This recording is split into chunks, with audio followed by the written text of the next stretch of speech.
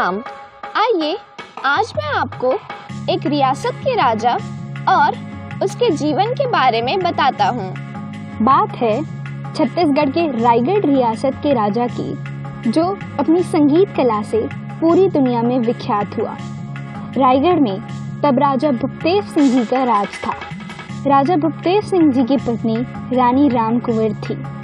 दोनों एक ऐसे पुत्र की प्राप्ति करना चाहते थे जो संगीतज्ञ, ज्ञानी और बुद्धिमान हो।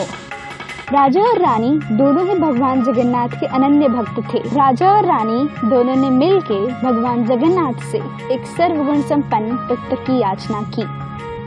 भगवान ने उनकी प्रार्थना सुनी और राजा भूपदेव सिंह और रानी राम कुंवर के घर में दूसरी संतान के रूप में एक पुत्र का जन्म हुआ। बालक बहुत ही सुंदर और तेजस्वी था। भगवान जगन्नाथ के ही आशीर्वाद से प्राप्त होने के कारण बालक का नाम चक्रधर रखा गया। यही बालक आगे चल के राजा चक्रधर सिंह कहलाया। आप सोच रहे होंगे कि मुझे ये सब कैसे पता? क्योंकि ये मेरी ही कहानी है। मैं ही हूँ चक्रधर। मैं अपने परिवार में तब सबसे छोटा था, इसलिए सभी मुझे प्यार से नाने महाराज कहते थे। एक दिन पिताजी ने माँ से कहा, नाने की बुद्धि और समझदारी बहुत अच्छी है। अब समय आ गया है उसकी शिक्षा शुरू करवाने का। कल से महल में ही नाने की शाला शुरू की जाएगी। अगले दिन शिक्षक मुझे पढ़ाने महल आए। साथियों, महल यानी हमारा घर। हमारे महल को मोती महल कहते हैं। शिक्षक महोदय ने आते ही पिताजी को प्रणाम किया और कहा, प्रणाम महाराज, आपके कहे अनुसार मैं हाजिर हुआ हूँ। क्या आज्ञा है महाराज? गुरुजी, हमारे नाने महाराज बहुत मेधावी हैं। आप इन्हें अच्छी शिक्षा देंगे ऐसी आपसे आशा है। जी जरूर महाराज, कल से ही नाने महाराज की शिक्षा शुरू होगी। मैंने बहुत ही कम समय में बहुत कुछ सीख लिया। गुरुजी मुझसे बहुत खुश हुए और कहा, नाने महाराज, आप बहुत अच्छे विद्यार्थी हैं। अवश्य ही आप एक उत्तम राजा और महान इंसान बनेंगे। शुरू से ही मेरा ध्यान संगीत की तरफ अपने आप खींचा जाता था, अतः अब पिताजी ने मुझे संगीत की शिक्षा भी दिलवाना शुरू किया। मेरे चाचा श्री नारायण सिंह एक बहुत अच्छे पखावज वादक थे और छोटे चाचा पीलू सिंह बहुत अच्छे तबला वादक। सो मैंने दोनों ही वाद्य सीख लिए। संगीत के साथ साथ मेरी स्कूल और कॉलेज की पढ़ाई भी जारी रही।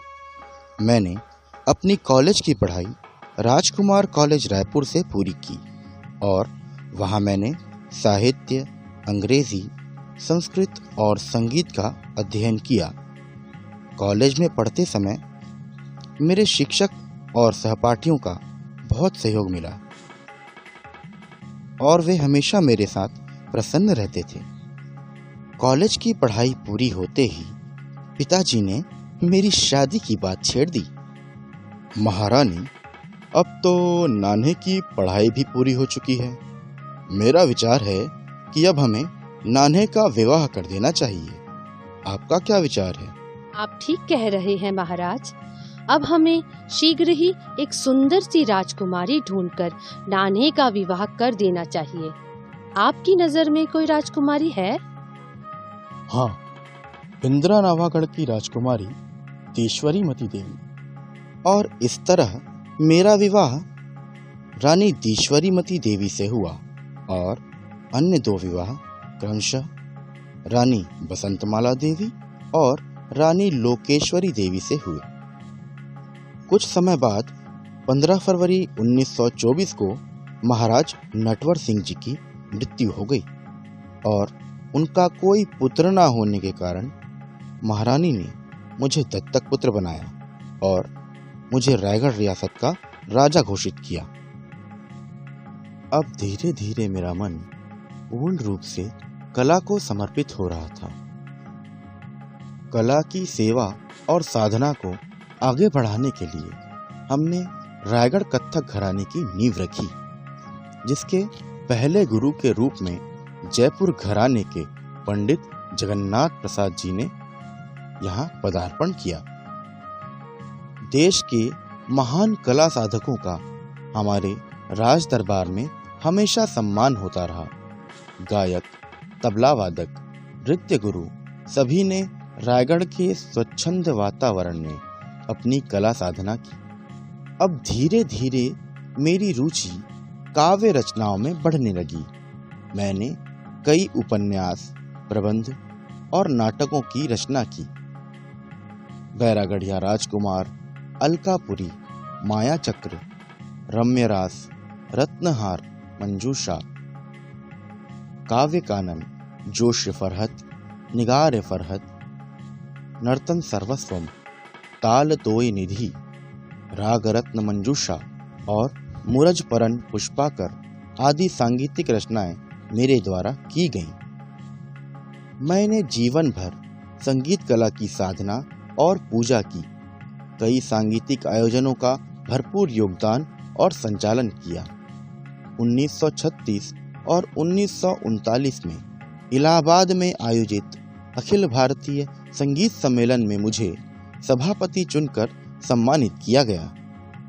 एक बार लखनऊ में आयोजित अखिल भारतीय संगीत सम्मेलन में मेरे संगीत के प्रति समर्पण को देखकर दतिया रियासत के महाराज ने मुझे संगीत सम्राट की उपाधि से सम्मानित किया। जीवन में अनेक लोगों का सम्मान किया और उनसे भरपूर सम्मान पाया भी। आजीवन संगीत साधना करने का मेरा यह ध्येय पूरा हो रहा था, लेकिन समय हर किसी को बांधे रखता है और हम सभी के पास जीवन का समय भी निश्चित ही है। इसी तरह मेरा भी ये संगीत भरा जीवन 7 अक्टूबर सन 1947 को 42 वर्ष की उम्र में पूरा हुआ। आज मेरे ही जन्म दिवस के अवसर पर अखिल भारतीय चक्रधर समारोह का आयोजन रायगढ़ में किया जाता है।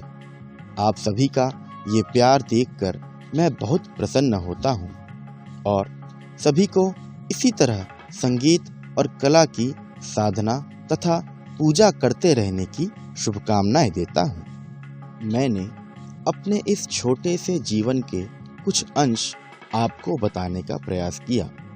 आशा करता हूँ आप सभी को आनंद आया होगा। तो अब समय हो गया है आप सभी से विदा लेने का। फिर कभी मिलेंगे किसी संगीत सभा में। तब तक के लिए प्रणाम।